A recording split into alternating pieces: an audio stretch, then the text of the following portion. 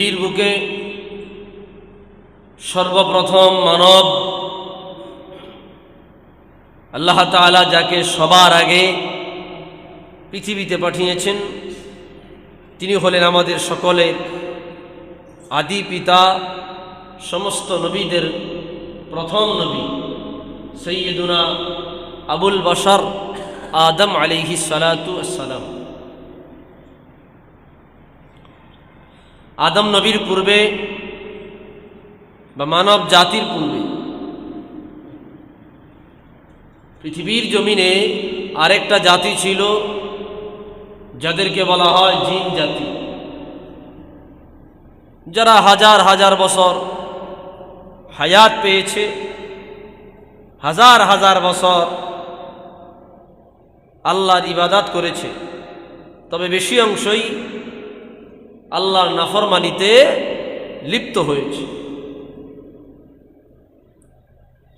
জিন জাতির নাফরমানি এত বেশি ছিল,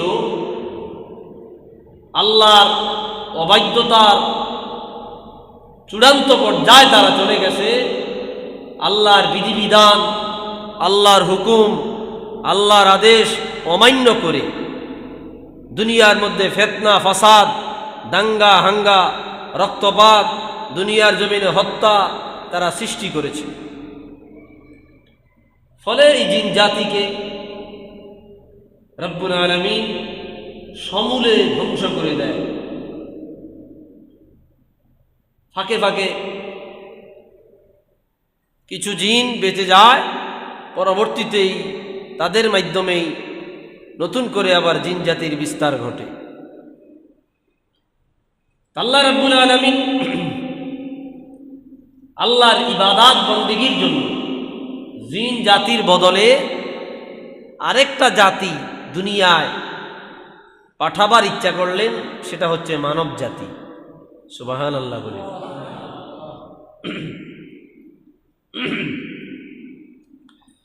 ভাইরা আমার, গভীর মনোযোগ।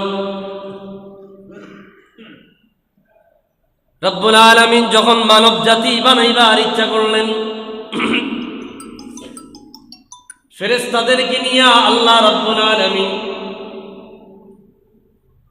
একটি মিটিং করলেন, একটি আয়োজন করলেন। আল্লাহ তাআলার কোটি কোটি অগণিত ফেরেশতা, এত শত ফেরেশতা যা গণনা করে শেষ করবার মতো নয়। ফেরেশতাদেরকে নিয়ে আল্লাহ তাআলা মিটিং করলেন। মিটিংয়ের মধ্যে আল্লাহ রাব্বুল আলামিন বক্তব্য দিলেন, وَإِذْ قَالَ رَبُّكَ لِلْمَلَائِكَةِ إِنِّي جَاعِلٌ فِي الْأَرْضِ خَلِيفَةً। রব্বুল আলামিন বললেন, হে ফেরেশতারা রে, দুনিয়ার জমিনটা খালি পড়ে আছে, শূন্য হয়ে আছে। আমি চাই দুনিয়ার জমিনে আমি আল্লাহর একটা জাতি বানাবো। দুনিয়ার জমিনে আমি মালিকের প্রতিনিধি বানাতে চাই। দুনিয়ার জমিনে আমি মালিকের গোলাম বানাতে চাই, মানুষ বানাতে চাই, বনি আদম বানাতে চাই। তোমাদের উদ্দেশ্য কি? তোমাদের মন্তব্য কি? এ ফেরেশতারা রে, আমি আল্লাহ ইচ্ছা করেছি আমার বান্দারা দুনিয়ায় গিয়া আমি আল্লাহর সিজদা করবে, ইবাদত বন্দেগী করবে, আমি মালিকের বন্দেগীতে লিপ্ত হয়ে যাবে, আমি মালিকের ইবাদতে লিপ্ত হয়ে যাবে। তোমরা তোমাদের মন্তব্য আমি আল্লাহকে জানাও। সুবহানাল্লাহ বলেন। ফেরেশতারা জবাব দিল, ক্বালু আতাজআলু মান ইউফসিদু ফীহা ক্বালু আতাজআলু ফীহা মান ইউফসিদু ফীহা ওয়া ইয়াসফিকুদ দিমা। ও মালিক, তুমি এমন এক জাতি বানাবা যেই জাতি দুনিয়ায় আসিয়া বিশৃঙ্খলা করবে, দুনিয়ার জমিনে আসিয়া ঝগড়াঝাটি করবে, বিভাজনে লিপ্ত হবে, দুনিয়ার জমিনে আসিয়া হত্যায় লিপ্ত হবে, রক্তপাতে লিপ্ত হবে, একজন আরেকজনকে খুন করবে, হত্যা করবে। মাইয়ুফসিদু ফীহা, যারা দুনিয়ায় আসিয়া বিভাজন তৈরি করবে, ওয়ায়াসফিকুদ্দিমা, এবং রক্তপাত করবে যেমনটা জিন জাতিরা করেছে। ফেরেশতারা আল্লাহর জবাবে কথা বলেছে, মালিক এমন মানুষ বানাইবার দরকার নাই, এমন মানুষ পাঠাবার প্রয়োজন নাই। দুনিয়ায় গিয়া যারা তোমার বন্দেগী করবে না, তোমার হুকুম মানবে না, তোমার আদেশ মানবে না, তোমার বিধান লঙ্ঘন করে চলবে, কোরআন মানবে না, হাদিস মানবে না, নবীদের দাওয়াত মানবে না, তারা দুনিয়ায় গিয়া বিভাজন তৈরি করবে, ঝগড়া বিবাদে লিপ্ত হবে, দাঙ্গা হাঙ্গা করবে, এরা রক্তপাত করবে। ওয়া নাহনু নুসাব্বিহু বিহামদিকা ওয়া নুকদ্দিসু লাক, ও আল্লাহ তোমার পবিত্রতা, তোমার বন্দেগী, তোমার ইবাদত করবার জন্য আমরা ফেরেশতারাই তো যথেষ্ট আছি। সুবহানাল্লাহ বলেন। ফেরেশতারা সরাসরি মানুষ না বানানোর কথা না বলে ইঙ্গিতে আল্লাহ তাআলাকে বুঝাইয়া দিলেন, কোনো মানুষ বানাইবার প্রয়োজন নাই। তোমার তসবিহ, তোমার তাহলিল, তোমার বন্দেগী, তোমার ইবাদাত, তোমার পবিত্রতা, তোমার সানা সিফাত, তোমার গুণকীর্তন গাইবার জন্য আমরা ফেরেশতারা সার্বক্ষণ প্রস্তুত আছি। সুবহানাল্লাহ বলে। কোন ফেরেশতারা সূচনা লগ্ন থেকে নিয়া আল্লাহর সিজদায় পড়ে আছে, কিয়ামত পর্যন্ত তারা সিজদা থেকে মাথা তুলবে না। কোন ফেরেশতারা রুকুতে পড়ে আছে, কিয়ামত পর্যন্ত রুকু থেকে মাথা তুলবে না। কোন ফেরেশতারা সূচনা লগ্ন থেকে নিয়া জিকির করতেছে, কিয়ামত পর্যন্ত জিকির বন্ধ করবে না। এক এক দল ফেরেশতা, এক এক দলে কত কোটি কোটি মিলিয়ন বিলিয়ন ফেরেশতা আছে, এটা আল্লাহ ছাড়া কেউ জানে না। সুবহানাল্লাহ জোরে বলে। ফেরেশতারা যে যার ইবাদত করতেছে। ভাইরা আমার, গভীর মনোযোগ। ফেরেশতাদের জবাব শুনিয়া আল্লাহ তাআলা রিটার্ন জবাব দিলেন, ইন্নী আ'লামু মা লা তা'লামুন। ও আমার ফেরেশতারা রে, আমি মালিক যা জানি তোমরা তা জানো না।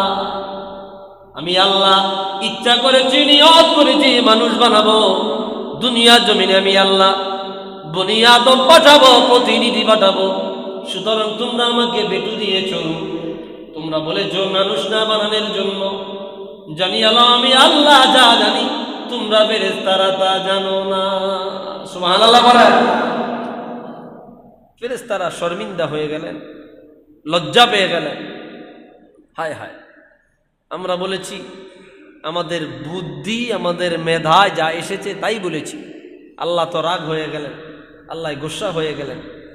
ভাইয়েরা আমার, ফেরেশতারা আল্লাহর কাছে ক্ষমা চাওয়ার জন্য, মাফ চাইবার জন্য ফেরেশতারা নিজেরা সিদ্ধান্ত নিতে লাগলেন কিভাবে আল্লাহর কাছে ক্ষমা চাওয়া যায়, কিভাবে আল্লাহর কাছে মাফ চাওয়া যায়, কিভাবে আল্লাহ রাব্বুল আলামিনের কাছে ক্ষমা পাওয়া যায়। ফেরেশতারা সিদ্ধান্ত নিতে লাগলো। ভাইয়েরা আমার, ফেরেশতারা সর্বসম্মতিক্রমে সিদ্ধান্ত উপনীত হলো, তারা আল্লাহর আরশে আজিম তাওয়াফ শুরু করে দেবে। আল্লাহর আরশে আজিম তাওয়াফ করবে। তাওয়াফ করতে গিয়া আল্লাহর কাছে ক্ষমা চাইবে, মাফ চাইবে। যদি আল্লাহ মাফ করে দেয়, সুবহানাল্লাহ বলেন।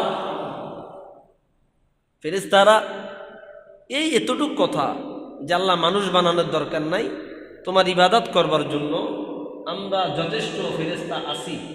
আল্লাহ রাগ হয়ে গেছে, এই কারণে আল্লাহর কাছে ক্ষমা চাওয়ার জন্য ফেরেশতারা আল্লাহর আরশে আজিম তাওয়াফ শুরু করে দিল। সুবহানাল্লাহ। ভাইরা আমার, এত বড় আরশ, এত বড় আরশ, ফেরেশতারা তাওয়াফ শুরু করে দিল। ফেরেশতা জিবরিল আমিনের 600 ডানা আসমান থেকে দুনিয়ায় আসার জন্য মাত্র একটা ডানা ব্যবহার করলেই দুনিয়া চলে আসে, মুহূর্তের মধ্যে চলে আসে। আল্লাহর ফেরেশতা জিবরিল আমিন 600 ডানা মিলিয়া আল্লাহর আরশে আজিম তাওয়াফ শুরু করে দিল। হয়রান হয়ে গেল, মিন্নত হয়ে গেল, ক্লান্ত পরিশ্রান্ত হয়ে গেল। তাওয়াফ করতে করতে এক পর্যায়ে বলল, মালিক কত দূর পর্যন্ত তওয়াফ করেছি, কয়বার তওয়াফ হয়েছে। আমার আল্লাহ বলল, রে ফেরেশতারা রে, এখনো পর্যন্ত তোমরা আমি আল্লাহর আরশ একবার তওয়াফ করতে পারো নাই। সুবহানাল্লাহ, জোরে বলে। এখনো পর্যন্ত আমি আল্লাহর আরশ একবার তোমরা তওয়াফ করতে পারো নাই। এতেই তোমরা মিন্নত হয়ে গেছো, হয়রান হয়ে গেছো, একবার তওয়াফ করতে পারে নাই। আল্লাহর আরশ কত বড়! আল্লাহ তিনটা জিনিসকে আজিম বলেছে। আজিম শব্দের অর্থ বড়, কাবীর শব্দের অর্থ কি? বড়।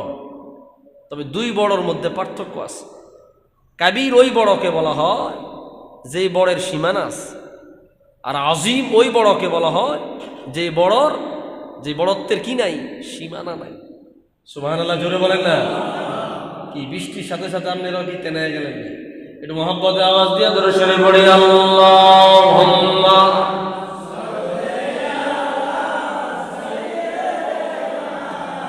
মাওলানা মুহাম্মদ ওয়া আলা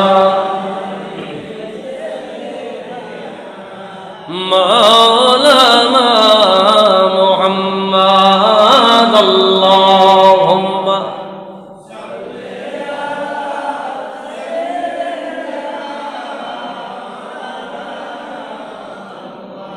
ওয়া আলা আলি সাইয়্যিদিনা।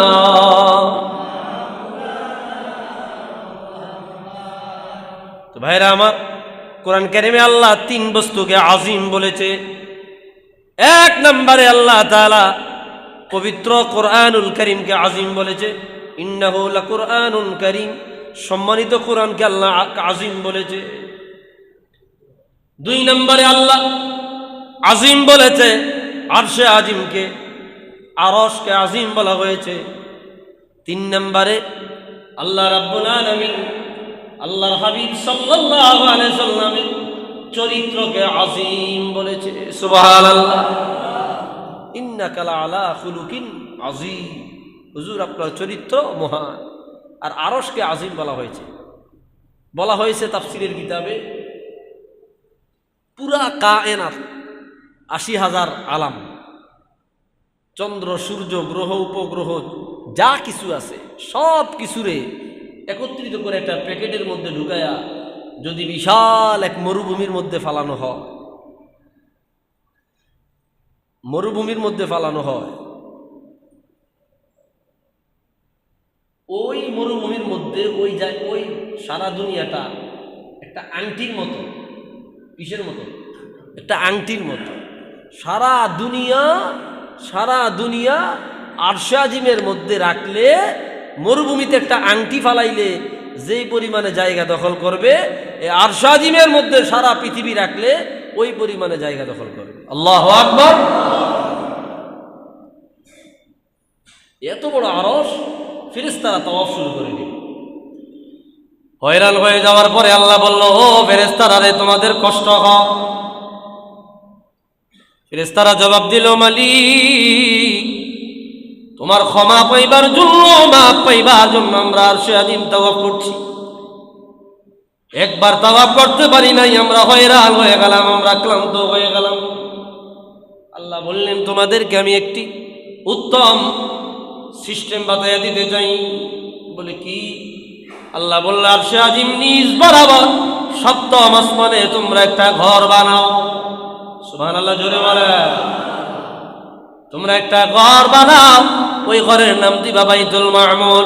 ওই ঘর বানায়া ওই ঘর যদি তাওয়াফ করো, ওই ঘর তাওয়াফ করিলে আমি আল্লাহর আরশে আজিম তাওয়াফ হয়ে যাবে। সুবহান। সর্বপ্রথম আল্লাহর কথা অনুযায়ী ফেরেশতারা আরশে আজিমের নিচে সপ্তম আসমানে একটা ঘর বানাইলেন, যার নাম বাইতুল মামুর। আল্লাহ নিয়ম বাতায়া দিলেন, রে ফেরেশতারা রে, সর্বপ্রথম ফজরের নামাজের পরে ৭০,০০০ ফেরেশতা তাওয়াফ করিবা, মাগরিব পর্যন্ত তাওয়াফ করবা। মাগরিব হলে চলে যাবা, মাগরিবের পরে নতুন ৭০,০০০ ফেরেশতা আসবে। এইভাবে কিয়ামত পর্যন্ত চলবে। প্রথম যে ৭০,০০০ ফেরেশতা তাওয়াফ করিল, এরা কিয়ামতের আগে দ্বিতীয়বার তাওয়াফ করার সুযোগ পাবে না। আল্লাহু আকবার। ফেরেশতারা এবার বুঝতে যে আল্লাহর কাছ থেকে আমরা মনে হয় ক্ষমা পেয়েছি, মাপ পেয়েছি। আল্লাহ রাব্বুল আলামিন 4 জন ফেরেশতাকে ডাক দিলেন, প্রধান 4 জন ফেরেশতা, হযরত জিবরিল, হযরত মিকাঈল, হযরত ইসরাফিল ও হযরত আজরাইল আলাইহিমুস সালাম। ওনাদের ডাক দিয়া নতুন করে আবার মিটিং করলেন, নতুন করে আবার মিটিং করলেন। এবার আর আল্লাহ বলে না আমি মানুষ বানাতে চাই, তোমাদের ইচ্ছা কি, তোমাদের মন্তব্য কি। এবার সরাসরি আল্লাহ বলেছে, ফেরেশতারা দুনিয়ার জমিন থেকে যেই ব্যক্তি মাটি আনতে পারবে, ওই মাটি দিয়ে আমি আল্লাহ আদম নবীর বডি বানাবো, আদম নবীর শরীর বানাবো। দুনিয়ার জমিন থেকে যেই ব্যক্তি সবার আগে মাটি আনতে পারবে, সেই ফেরেশতাকে আমি আল্লাহ মৃত্যুর দায়িত্ব দিব। সুবহান। যে মাটি আনতে পারবে তাকে মৃত্যুর দায়িত্ব দিব। আজরাইল আলাইহিস সালামের নাম তখন আজরাইল, মালাকুল মউত না মালিকুল মউত না। জিবরিল আমিন দুনিয়ায় চলে গেল। দুনিয়ায় গিয়া দুনিয়া জমিনে যখন হাত বাড়ায় দিল, মাটির জবান খুলিয়া গেল। মাটি বলল, জিবরিল আমি মাটি নিও না। বলে কেন নিব না? বলে এই মাটি দিয়া আল্লাহ মানুষ বানাইবে, এই মানুষ আল্লাহর নাফরমানি করবে, নামাজ পড়বে না, রোজা রাখবে না, পর্দা করবে না, যাকাত দিবে না, মিথ্যা কথা বলবে, দিবস গায়েব করবে, পরে নিন্দা করবে, খুন খারাপি করবে, রক্তপাত করবে। দুনিয়ার জমিনে আসিয়া এরা একে অন্যের সমালোচনা করবে। ও জিবরিল, এই মানুষগুলারে আল্লাহ জাহান্নামের আগুনে জ্বালাইবে। তুমি কি চাও আমি মাটি আল্লাহর আগুনে জ্বলি? জিবরিল আমিনের মায়া লাগিয়া যা। জিবরিল আমিন মাটি যারা চলে যায়, আল্লাহ বলল, জিবরিল মাটি কোথায়? জিবরিল আমিন বলল, আল্লাহ মাটি বলেছে এই মাটি দিয়ে তুমি মানুষ বানাইবা, এই মানুষ আল্লাহ তোমার নাফরমানি করলে পরে জাহান্নামের আগুনে জ্বালাইবা। এই কথা বলার পরে আমার মায়া লেগে গেছে, আমি আর মাটি আনতে পারি নাই। আল্লাহু আকবার। জিবরিল আমিনের পরে মিকাঈলকে পাঠালো, মিকাঈল তুমি যাও। সাইয়্যিদুনা মিকাঈল আলাইহিস সালাম উনিও যখন ফামাদ্দা ইয়াদাহু ইলাল আরদি লিয়াকবিদা কুবদাতাম মিনাত তিন, যখন মাটিতে হাত বাড়াইয়া দিল, মাটির জবান খুলিয়া গেল। মাটি একই কথা বলল যা মিকাঈল আজরাইল আপনার জিবরিল আমিনকে বলেছে। হযরত মিকাঈল তিনিও মাটি নিতে পারে নাই, আল্লাহর কাছে চলে গেল। আল্লাহ ইসরাফিল আলাইহিস সালামকে পাঠালো, তিনিও মাটি নিতে পারে নাই। সর্বশেষ আমার আল্লাহ পাঠালো হযরত আজরাইল। সুবহানাল্লাহ। আদম নবী সৃষ্টির সূচনা কেমন ছিল দেখেন। আদম নবীর সৃষ্টির সূচনাটা কেমন। হযরত আজরাইল দুনিয়ায় আসিয়া যখন মাটির মধ্যে হাত বাড়াইয়া দিল, মাটির জবান খুলে গেল। মাটির কথা শুনি আজরাইল আলাইহিস সালাম বলল, ও মাটি রে, লা তাআতা লিমাখলুকিন ফি মাসিয়াতিল খালিক। আমি আমার মালিকের অবাধ্য হইয়া, আমি আমার রবের অবাধ্য হইয়া, আমি আমার রবের হুকুম লঙ্ঘন করিয়া সৃষ্টির অনুগত্য করতে পারি না। আল্লাহু আকবার। স্রষ্টার অবাধ্য হইয়া সৃষ্টির হুকুম পালন করতে পারি না। তুমি সৃষ্টি, আর আমার যে পাঠাইছে তিনি হলো আমার স্রষ্টা। সুবহানাল্লাহ বলেন। লা তাআতা লিমাখলুকিন ফি মাসিয়াতিল খালিক। আমি আমার মালিকের অবাধ্য হইয়া তোমার অনুগত্য করতে পারি না। আমি আমার রবের অবাধ্য হইয়া তোমার অনুসরণ করতে পারি না। আমি আমার মালিকের সীমা লঙ্ঘন করিয়া তোমার হুকুম মানতে পারি না। এই কথা বলিয়া হযরত আজরাইল এক জায়গা থেকে কালো মাটি নিলেন, এক জায়গা থেকে সাদা মাটি নিলেন, এক জায়গা থেকে লাল মাটি নিলেন, এক জায়গা থেকে শক্ত মাটি নিলেন। মাটির মিক্সার বানায়া রব্বুল আলামিনের কাছে নিয়ে গেলেন। ওই মাটি দিয়া আমার আল্লাহ আদম নবীর শরীর বানালো। ও বন্ধুরে, এবার ডানে বামে তাকায় দেখেন, কাউকে কালো দেখা যায়, কাউকে সাদা দেখা যায়, কাউকে লাল দেখা যায়। ওই দিনের মাটির ভিন্নতার কারণে বনি আদমের চেহারায় আমার আল্লাহ এত ভিন্নতা দিলেন। আওয়াজ দিয়ে বলি সুবহানাল্লাহ। কালো সাদা লাল কত রঙের রঙের মানুষ, যে আদম নবীর শরীরের মধ্যে অনেক কালারের মাটি ছিল, এই কারণে আল্লাহ তাআলা বনি আদমের মধ্যে এত রকমের কালার সৃষ্টি করেছে। সুবহানাল্লাহ বলে। আদম নবীর শরীর বানাইলেন, দেহ মোবারক বানাইলেন। বলা হয়ে থাকে আদম নবীর শরীর ছিল, ওনার বডি, ওনার লম্বা ছিল দুনিয়ার জমিন থেকে আসমান পর্যন্ত। আল্লাহু আকবার। দুনিয়ার জমিন থেকে আসমান পর্যন্ত এত লম্বা মানুষ বানাইছে। ওনাকে যখন দুনিয়ার পাঠানো হয়, উনি দাঁড়াইলে আসমানের সাথে মাথা ঠেক খাইত। ফলে ফেরেশতাদের কি আলোচনা হচ্ছে আদম নবী কি শুনতেন, উপরের কথাবার্তা দুনিয়ার মানুষ শুনে ফেলতেন। আল্লাহ তাআলা ওনাকে খাটো করে ৬০ গজায় নামাইছেন। আল্লাহু আকবার। কয় গজে? ৬০ গজে। বুখারীর হাদিস, খালাকাল্লাহু আদম আলা তুলি ৬০ জিরান। আদম নবীকে ৬০ গজ লম্বা আল্লাহ বানাইল। প্রথম বানাইছে আসমান থেকে জমি, পরে সঙ্গত কারণে ৬০ গজ আইনা ঠেকাইছেন। সুবহানাল্লাহ বলবেন না? ৬০ গজ মানে ১২০ হাত, প্রায় ১২০ হাত। ২০ হাতের মানুষ একজন এনো আইলে একজনও থাকবেন। ২০ হাতের মানুষ একজন এখানে যদি ঢুকে, মনে করবেন এটাই মনে হয় আজরাইল, এটাই মনে হয় কি আজরাইল। ১২০ হাত লম্বা। আল্লাহু আকবার। সাইয়্যিদুনা বাবা আদম আলাইহিস সালাম, ওনাকে বানানোর পরে হাজার হাজার বছর আসমানে এইভাবে মাটির পুতুল বানায় রাখছেন। হাজার হাজার বছর রুহু দেয়নি। পরিশেষে আমার আল্লাহ রুহু দিলেন। ভাইরা আমার, রুহু দেওয়ার পর হঠাৎ করিয়া তিনি দাঁড়ায়া গেলেন। দাঁড়ানোর পরে এই জায়গায় এরপরে আল্লাহ রাব্বুল আলামিন বললেন, ও আল্লামা আদম আল আসমাআ কুল্লাহা সুম্মা আরাদাহুম আলাল মালাইকাতি ফাকালা আনবিউনি বিআসমাই হাউলাই ইন কুনতুম সাদিকিন। রূহ দিয়া ফেরেশতাদের সাথে আল্লাহ তাআলা একটা এই প্রাথমিক মোলাকাত করাইলেন। কথা কি বুঝেন আপনারা? প্রাথমিক সমস্ত ফেরেশতাদেরকে ডাক দিলেন, একটা অনুষ্ঠানের আয়োজন করলেন। আল্লাহ বললেন, সালাম দাও। ফেরেশতারা সালাম দিল, আসসালামু আলাইকুম। আরেকবার আসছে আদম নবী বলছে, আপনি সালাম দেন, আসসালামু আলাইকুম। তারা জবাব দিছে, ওয়া আলাইকুম আসসালাম ওয়া রাহমাতুল্লাহ। ওয়া রাহমাতুল্লাহ শব্দটা বাড়াইছে। সালাম দেওয়ার পর আল্লাহ তাআলা আদম নবীকে আলাদা একটা